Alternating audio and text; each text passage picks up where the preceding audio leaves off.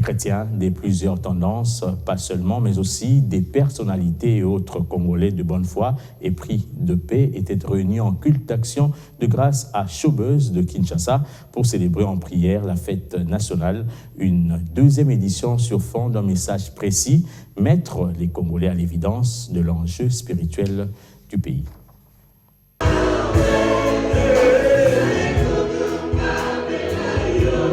Juin en prière. Les 61 ans d'indépendance de la République démocratique du Congo étaient dédiés à Dieu en vue de son implication pour le changement du pays au peuple longtemps meurtri. C'est la conviction des participants à ces cultes d'indépendance.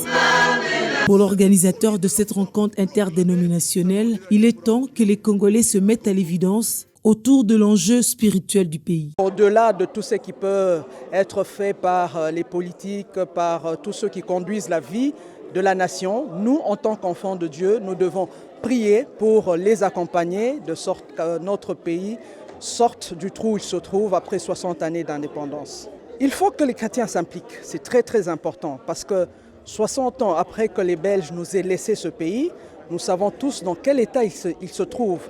Et donc, nous croyons en la puissance de la prière et nous pensons que par nos prières, Dieu est capable de relever cette nation. Dieu est capable de susciter des dirigeants qui ont une vision et qui vont emmener ce pays au développement.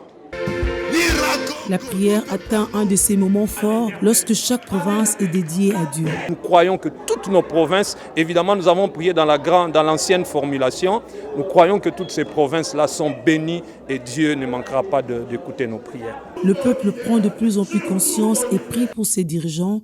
Il leur demande le retour de l'ascenseur. Les autorités du pays doivent savoir que le peuple compte sur eux.